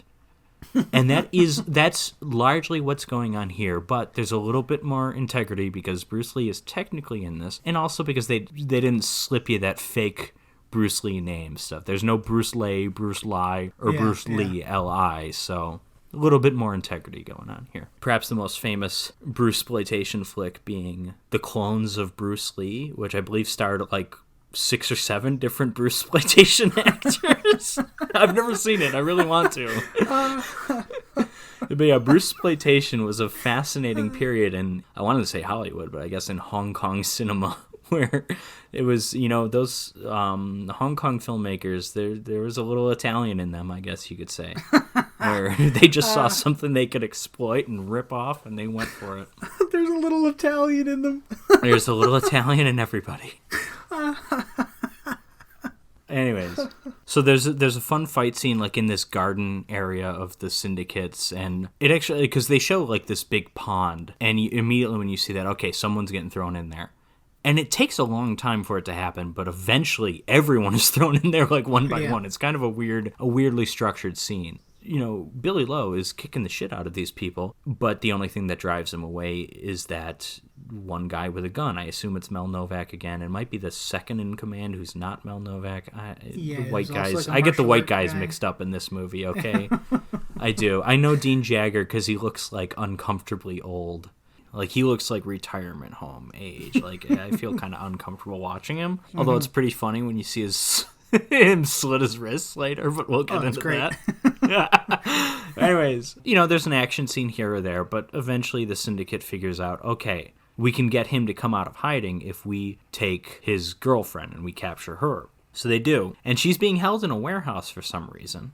Or at least I guess. I mean, you never actually see shots with her connected with, like, the rest of the set, because I'm sure they just shot it someplace else, but it's like... Yeah. But the next action scene we see here is the warehouse action scene, and this scene's a lot of fun. This is our best non-Bruce Lee action. Well, actually, the fight in the locker room is pretty fun, too. I like that one. That one's good, and... I don't know if they shot it in a way or if that guy, if the stand-in they had there looked more like Bruce Lee than the others, but something about that scene seemed more authentic than a lot of the other ones. But anyways, on to the motorcycle scene. So I mentioned earlier the yellow suit motorcycle guy. There's like 4 or 5 guys driving around in the motorcycle, and I guess they're supposed to be guarding the girlfriend, except they do a bad job of it because they break into the warehouse themselves. Right? The warehouse is secure, and they just crash through the glass, and it's like, okay, they drive what through are they these doing? windows. Yeah, and it's like, really, you just wanted to have a scene where someone drove through glass. Anyways, Billy Lowe shows up, and he takes out the guy in the yellow jumpsuit first, because of course he wears that costume later. And then he takes them out one by one, and there's some really interesting or neat individual stunts here. Every time we have like a cool action thing, it's in slow-mo here. Some of it looks better than the others. Like when he takes out the guy in the yellow suit, it's awesome. It's this jump kick from like the top shelf of like, that looks really cool. Some of the other ones, not so much. There's one where they had to shoot it in slow motion, because if they would have shown it in normal motion, you would see how his motorcycle doesn't actually do anything when he goes to hit the guy because he hits him at like 1 mile an hour and it's supposed to like send him flying. But anyways, so he takes them out all one by one. He gets the jumpsuit on, and there's not a single shot connecting him with the girlfriend. The girlfriend just runs away. Oh, you're right. I didn't even realize. And here's the thing. I'm partially glad they didn't really show a lot of resolution with the girlfriend character, because she was never in a single scene with Bruce Lee. So we would have gotten some guy, and they would have tried to Photoshop Bruce Lee's face on him again for a kiss scene. It would have looked awful. Or we would have gotten the big Elton John sunglasses or something. It would have looked bad. I'm glad she kind of just disappears from the movie, and I'm okay with that. So then he's outside. He takes out the final motorcycle guy, and this is in the rain now. And then Mel Novak's sitting there with the gun, and he misses, and so Billy Lowe takes him out. And this is a fun little scene. I mean, I assume Mel Novak doesn't know a lot of martial arts, but he's doing an okay job. He's kind of fighting more like a boxer, but that's fine. He gets taken out, of course. And then, this is what you're here for, folks. The Bruce Lee section of the film, finally, with like 20 minutes left. We get a solid 3 great fight scenes with Bruce Lee, all uninterrupted. So the first one, Bruce Lee shows up, and this is where Billy Lowe has had a scar on his face the last hour, but not anymore. He's just, it's just Bruce Lee. He goes into it. This is supposed to be the Chinese restaurant where the gang hangs out. It's very clearly not. I mean, it's just, he walks through a restaurant, then he goes upstairs, and we're clearly nowhere in the same building, but that's fine. Yeah. We've got this fight scene with nunchucks, and this is awesome. There's a lot of famous little Bruce Lee moments here. This scene is so much fun, and this one, I mean, Bruce Lee really looks like he was having a lot of fun with this. Like you see a lot of his personality in this fight scene, more so than certainly any of the stand-ins. Well, exactly, and that's what I was gonna say. This is when you're like, oh yeah, this is how Bruce Lee does it. Everybody else was just like fight. I mean, everyone else is fine, but he is so much better. If you think about it, like, you're replacing Bruce Lee, considered, if not the greatest martial artist ever, at least the greatest film martial artist ever. Because, there's competitive martial arts, and I don't know what Bruce Lee did in that. Maybe he was incredible at that. I don't know. But it's like, to make an analogy, think of you're shooting the movie Space Jam, and Michael Jordan dies. So you replace him with Reggie Miller or Gary Payton, like some other Clyde Drexler, some other black shooting guard. And you're hoping no one notices when, instead of dunking from the free throw line, Michael Jordan, aka Reggie Miller, instead pulls up from beyond the arc and shoots a 3. Like, you're going to notice. Like, and it's just like, it's not the same thing. I mean, it's not just that, like, we're replacing an actor. We are replacing the best person at doing this kind of thing. It's just unfortunate. Yeah. But I like that we still get 3 pretty great Bruce Lee fight scenes. So he's got the nunchuck guy who he disposes of. I like this fight scene a lot. Yeah, it's kind of like nunchuck porn. They just because there's like a solid 2 minutes where they're just they're not actually fighting. Around. They're just who can nunchuck faster or whatever. I'll show you what I got if you show me yours. Which, again, that's the Bruce Lee personality coming through there. It's great. And then the second one, the level up from there, he fights, I assume this guy's supposed to be Japanese. I mean, I don't know anything about martial arts. So you could tell me that this guy is doing karate and the other people we've been seeing have been doing wushu the entire time. I don't know. Maybe that's true. But the reason I say that, this guy's wearing like a Japanese kind of outfit, so I'm kind of assuming he's doing karate. But I mean, Bruce Lee was well-versed in more than one martial art, so I mean, wouldn't surprise me. But anyways, he takes care of this guy. He breaks the dude's back. Like Yeah, he just that's slams such it a like it's great like a scene. WWE move. It just bam, Oh yeah. breaks his back over his knee. And then he goes upstairs to fight Hakeem, played by NBA legend, not Michael Jordan, Reggie Miller, Gary Payton, or Clyde Drexler, Yeah. NBA legend Kareem Abdul-Jabbar. Oh, This it's scene great. is incredible. Okay, so Kareem was teased earlier in the movie, and I'll call him Kareem. It's possible he was actually known as Lou Alcindor when his scenes were shot. I don't think so. I think he changed his name around 1970 or so, and he probably shot these scenes in like 72 when he was a member of the Milwaukee Bucks. Eventually, obviously, long and fruitful career with the Los Angeles Lakers. We all know he was better in Milwaukee, though, but it doesn't matter. Anyways, so for those of you that don't know, for those of you that aren't basketball fans and were confused by my last Michael Jordan analogy, Kareem Abdul-Jabbar is 7'2", and in his prime was probably about 200 pounds. He is the lankiest, weirdest looking person. I mean, he's 7'2", and there's not an ounce of fat on him. No. And here's the thing. I mean, he actually trained in martial arts under Bruce Lee. I have no idea if he was any good. He's good enough to make it into a Bruce Lee movie, so I'd imagine he's at least respectable. But, I mean, he's also in there because it's a spectacle to see Bruce Lee fight someone who's twice his size. I mean, that's Yeah, just awesome. literally twice his size. He's so big. He's so tall. It's incredible. But, yeah, I mean, because I guess in addition to movie making, and Bruce Lee also had a role on the television series The Green Hornet, Green Lantern, whichever one has Green an Asian Hornet. sidekick. I don't know superheroes. Green Hornet, whatever. Yeah. He was on that show, and then he also, like, I guess, I don't know if this is like his, his night job or something, but like he trained like celebrities in like self-defense and martial arts. Like he famously trained Sharon Tate. And don't say not well, because Sharon Tate was like 8.5 months pregnant, okay? I don't think any Bruce Lee martial arts could have helped her. But yeah, he had apparently spent so much time training her that Roman Polanski, what a wonderful man that he is, when he found out his wife was killed, he was like, it's that guy, it's that Asian dude, it's Bruce Lee that did it. Did you know that Bruce Lee was accused of murder by Roman Polanski? Oh my god, that's great. Yeah. Yeah, they didn't cover. I thought they were going to, because I saw in the trailer that like Bruce Lee was in Once Upon a Time in Hollywood. I'm like, are they going to touch upon that? No, they don't even hint at Bruce Lee, Sharon Tate, any kind of relationship there. Well, but actually, no, they he did. was. They Do did. they? Well, yeah, there's no relationship, but they do show Well, a shot of him training her. relationship as in the two knowing the each backyard. other. I don't. Oh yeah. They show a shot of Bruce Lee and Sharon Tate practicing martial arts together. In the I backyard. guess I don't remember that. I don't know. But anyways, so Bruce Lee is fighting Kareem, and we did show a little scene earlier of Hakeem, the character. I'm going to call him Kareem though. We saw a little scene earlier, just kind of showing us that he's like the big bad guy that we should be afraid of. And this scene is a lot of fun. It might not be technically as good as the other two fight scenes, but it's more interesting because, and it's funny too. But Kareem literally he sits down in his little chair.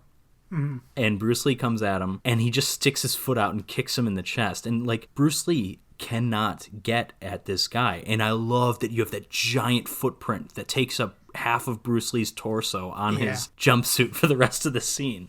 Yeah, I love it. But I like this scene because Bruce Lee figures out he can't win this fight by fighting aggressively because he literally cannot get to Kareem. He is too friggin' long. So as the scene goes on, he starts doing a lot more countering and he attacks more defensively. And so there's actually like it's an interesting fight in that sense. Again, I don't know shit about martial arts. I'm sorry. I'm just talking about like watching this as a movie fight scene. There's like he learns early on and he figures things out and there's a little bit of like cleverness there. And I'm also not going to deny that it's fun as hell to see a tiny-ass Bruce Lee trying to choke Kareem when he's on the ground and he's just, like, moving. It's, like, there's some, like... It's just such an absurd size difference that, like, your brain doesn't know how to process it. Oh, no, it's great. It's great. But, yeah, I love this scene. Obviously, eventually Bruce Lee wins. And Now, I got a question about how he wins. Does he win because he, like, blinds Kareem with the light? Like, the light coming through the window that he knocked out? Yeah, there was... Because he, like, knocks his glasses out, and there was, like, I understand what you mean. It almost, like... looked like it was trying to like, but except he was wearing sunglasses. He wasn't wearing exactly glasses to help him see. So I don't know what that was about. I don't know. I'm just wondering what movie these scenes were shot for. Because I genuinely don't know. I'm sure someone knows this. This has been written about in Bruce Lee biographies, all that stuff, I'm sure. Were these scenes originally supposed to be like climactic scenes? Or were they even supposed to be part of a narrative? Were these just scenes that like Bruce Lee... Because they all almost look like they're in this... They're probably on the same set, and it's like... Did he just shoot them all, over a couple of weekends, and it's just like, here, I'm just kind of testing out this fighting technique. I want to see how this looks on film. I have a feeling it was more than that, because he does end up killing all three of the guys. So I feel like these were supposed to be in a movie. Yeah, and it's possible they are in other movies that I just haven't seen. I don't know. I've only seen them in this movie. Well, I think I was reading about it, and I think that this footage is the only 40 minutes or like... I think this is this in the 72 Game of Death? Yeah, I've no clue. But going back to what you said about if this feels climactic or not, like it does, but it's weird in the sense that it seems like if it was going to be put in a movie... apparently they are in the 72 Game of Death, because I'm looking up the cast for that, and it lists Kareem Abdul-Jabbar as the fifth floor guardian.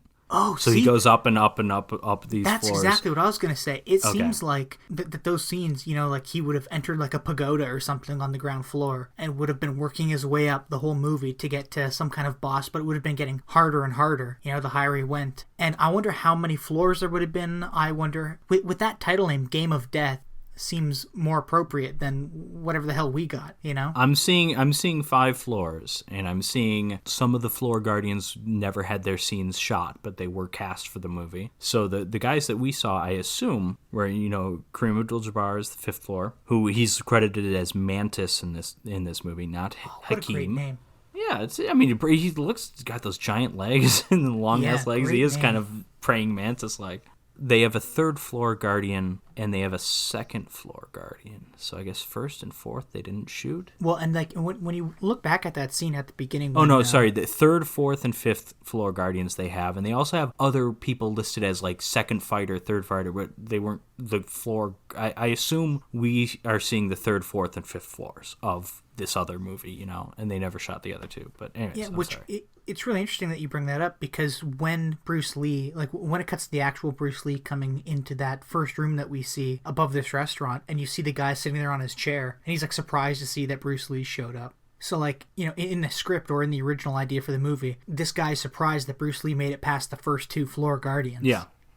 It's neat. That's really neat. Yeah, anyways, and then after this incredible fight, we get some lame-ass, like, lieutenant dude who clearly doesn't know martial arts who's going to fight Bruce Lee. With fisticuffs. This scene kind of sucks. Although he dies in a pretty cool way. But yeah, this is, the Kareem fight is so great, and it's so different. It's so different from other Bruce Lee fights even, just because of how... the freaking monster that Kareem is. Like, you don't want to see just like a pretty normal fight after that, But that's what we get. And then he kills the dude, and then Bruce Lee goes upstairs to find Dean Jagger, and you really want to see him, punch out this 90-year-old man. But he sees that Dean Jagger has slit his wrists. And he goes up closer, and he punches or karate chops Dean Jagger's head, and the head comes off. It's just a super realistic looking dummy. It's like out of nowhere. It's like, what the hell is this? I should point this out. I'm sorry, but once Kareem is killed, that's it for Bruce Lee. The last fight scene, one of the reasons it's lame, it's not Bruce Lee. Yeah. So like, the movie really goes downhill after that. But when he chases Dean Jagger on the roof, there's some fun stuff here, though. Because, again, incredibly anticlimactic, because he eventually just, like, finds Dean Jagger, like, climbing down the little ladder, and then he doesn't even do anything. Dean Jagger just loses his footing, and he just slides down. He doesn't, like, throw him or anything. He just slides down and then falls off the roof to his death in a really fun dummy shot. It's actually not a bad dummy. There's something inherently funny about a dummy for a 90-year-old man falling down. Falling through like neon signs and stuff. Yeah, through these lights. And also they gave the dummy like Bruce Lee dubbing yelling. Like, why? Because We haven't mentioned this, and I don't know why this is, but the dubbing for Bruce Lee action scenes is always like super high pitched. I don't know. It's again all the sound in these movies. It's all added later. This was like a thing in Hong Kong movies. This is a thing in Italian movies at the time. You don't use audio from the set. You would just have everything in later. That's why Italian movies, everyone spoke their own language and they'll just dub it all with American and English actors and then Italian actors. And it's like, so I don't know if Bruce Lee actually sounded like that. Yeah, it was like super loud where I had to turn the volume on my TV down. But yeah, like, someone in Hong Kong wanted him to sound that way at the very least. And it takes some getting used to because it's kind of funny at first. Oh, yeah, definitely. But after, I've seen a few Bruce Lee movies, it's like, okay, I'm kind of used to it, but I'm not used to a Dean Jagger dummy sounding like it. I'm not used to that, and I don't think I ever will be. But anyways, that's, I shouldn't say that's quite the end because we do get a emotional tribute with another kind of clip show going with emotional song, kind of like the title sequence, but with various clips from other Bruce Lee movies, some of which look freaking incredible. Like, I don't know what most of those movies are, but I like want to. There's one where he's fighting like 14 guys at once. Like, I want to see that movie. Yeah, so we get Game of Death. Yeah, well, and so that's how Game of Death ends. Jim, well, first I want to say that this is, as far as emotional, like, series-ending little clip show, end-of-movie tribute things go, and this obviously isn't a series of movies, it's just Bruce Lee is dead, and in this case he has been for 5 years, actually, when this movie comes out, but... Yeah. I think this is somewhere between the one at the end of Rocky V and the one at the end of Freddy's Dead, The Final Nightmare. I'll leave it up to you to decide which of those two is the more emotionally moving, but this is somewhere in there for me. I enjoyed this, and like I said, I want to see these other movies. So, Jim, what did you think of Game of Death? I loved it. I honestly did. I loved it. Just because it's so fucking terrible. And actually, it's not that bad. It's just that, like, a lot of the trying to hide the fake Bruce Lee's fakeness is terrible. And it really is. Those first 5 minutes are, like, horrifically bad. Oh. Like, it's Ed Wood levels I mentioned earlier. It really is. Yeah, well, and then like you realize that there's like so much stuff involving other characters, like the Syndicate, and you're like, they had to add this because they have no Bruce Lee. But like, I'm going along with it. I think it's great. Like that whole martial arts match between that unfit white guy and that also unfit Chinese guy. You know what I'm talking about? Oh, in the ring. Yeah. Yeah. And like, there's just two unfit guys going at it. I think that would be considered kickboxing. Oh, was it kickboxing? Okay. I think so because they treat it like a boxing match, but there's just kicking. Oh, okay, also. Yeah. See, I didn't even know. And MMA isn't a thing yet, so I assume that's what that is. But yeah, I mean, like that scene goes on for like 5 minutes maybe. Then there's like a 5-minute lead up to that without fake Bruce Lee, and then fake Bruce Lee shows up in old age makeup and like a wig and beats the crap out of Carl. But, like, I really enjoyed watching it. I thought it was hilarious. And then the actual Bruce Lee stuff was great. It was awesome. Also, one thing we didn't point out, I mentioned probably the best non-Bruce Lee fight scene is the one in the locker room with Carl. Yeah. There is an awesome shot where he's being held, and I almost forget, like, I'm trying to remember the anatomy of it because this was an insane stunt. Yeah. But, like, he swings all the way up and, like, kicks him in the chin. Like, it's just, like, he's holding him with his arms behind his back. And so he swings up and under. Like, that is such a cool thing. That is the coolest non-Bruce Lee thing in this movie. It's arguably the coolest thing in this movie. It's that awesome. Yeah, and like there's definitely a difference between, because again, I don't know how many fake Bruce Lees they had, but there's the guy who did the locker room fight was definitely the best fake Bruce Lee. I want to say visually even he was the most convincing. I was the least taken out of that fight scene. I mean, I was taken out because we had a couple digitally zoomed in close-ups of Bruce Lee in it a few times, but other than that, I thought that guy was good. Also, apparently, I looked this up. I don't know if it's true. I just saw it on Wikipedia and IMDb, but again, I have no idea if it's true. Jackie Chan was like 17 years old and working as like a stunt guy on this. Okay. I mean, again, Jackie Chan... Drunken Master, I think, also comes out in 1978. I think that's kind of like Jackie Chan's first big starring role, I want to say. Yeah, I don't know. I mean, it could be. Well, I did not love this movie, but I did enjoy it. And I had seen this movie before, and for the life of me, I must not have been paying attention because I don't remember how blatant it was that they didn't have Bruce Lee early on. I don't remember the Photoshop, and that's what I'm just going to call it because I don't know what else to call it. They like cut out like a picture of Bruce Lee and pasted it on the image. I don't know what else to call it because that stuff is hilarious. But I mean, when I talk about enjoying this movie, I'm not really talking about that because who on earth has ever watched a Bruce Lee movie for the plot? Yeah, you know exactly.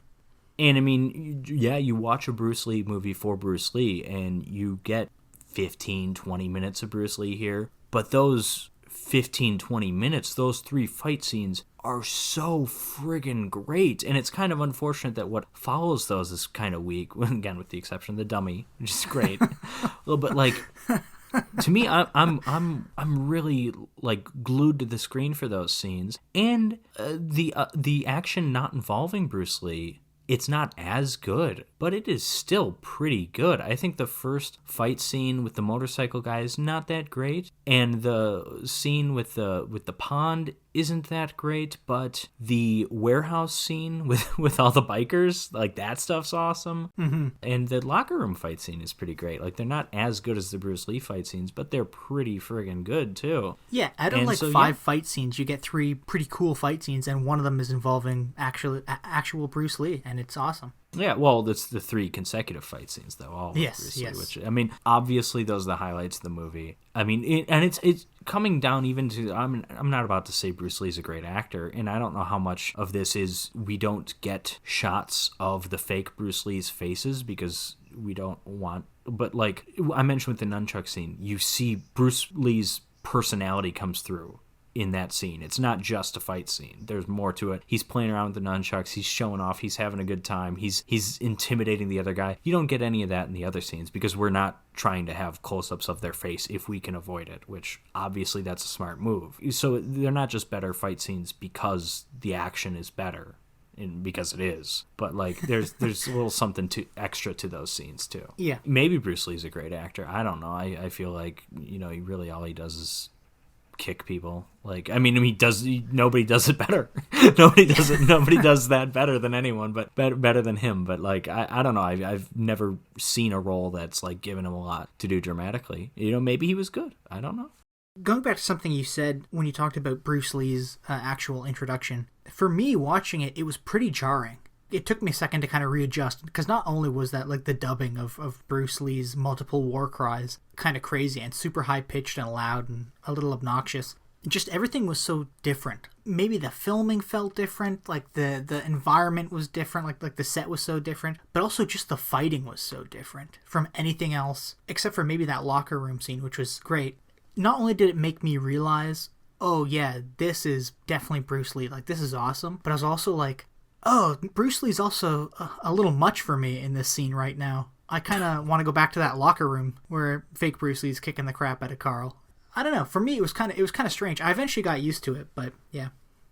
I gotta be honest, I have no idea what you're talking about there. Okay, yeah, it was no real point. It was just like a jarring scene for me to get like this crazy martial artist who's whooping and hollering in there. Well, you're getting the whooping and hollering in other scenes. It's the same guy dubbing the Bruce Lee screams whether it's Bruce Lee or not in this movie. I'm pretty sure. Yeah, I mean, it might have just felt so different because the personality was there, whereas it was essentially someone wearing a mask. Especially because the nunchucks too. It's the noises he does with the nunchucks are different. There, well, no, not the noises of the nunchucks themselves. The noises he's doing while he's doing that whoa kind of thing. Yeah, it's like it is a different kind of sound than we've heard.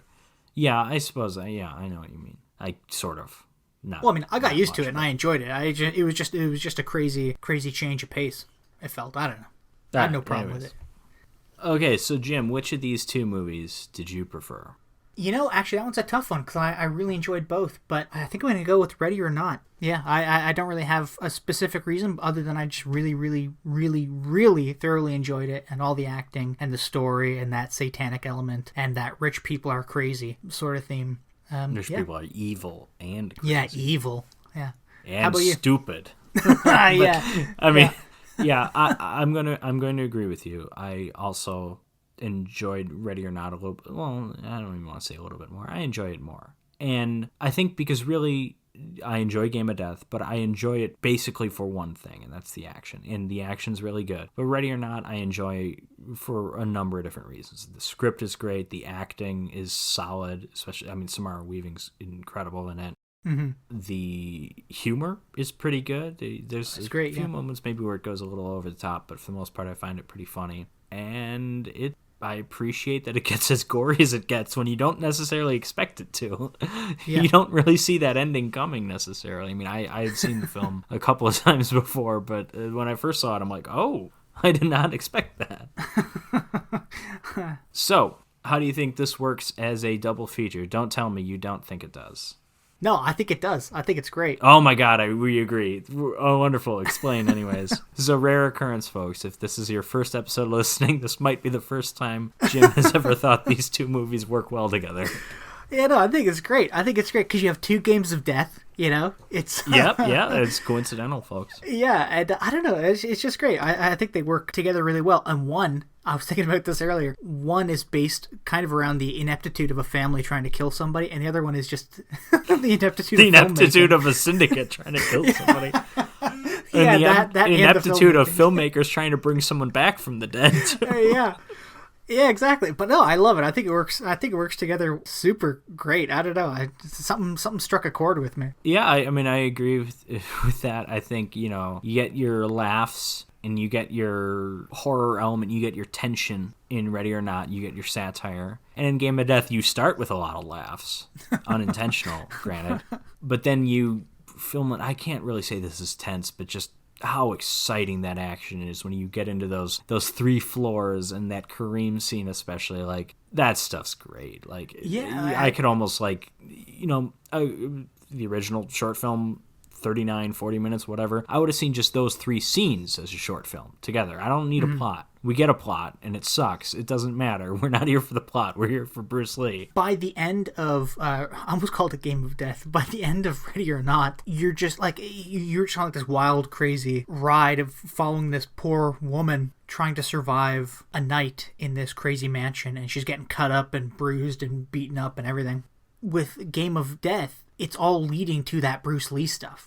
Yeah, and it's just so awesome to watch. And you really end with, like, both movies really end on a high note. Well, sort of. With the dummy falling down. That's the high note. I'll agree with that. That's the high note. I'll agree with the Dean Jagger 90-year-old dummy falling down the outline. Literally falling off a roof on a high note. Yeah, that is a high note. Well, technically it ends on a low note because he hits the ground eventually, I assume.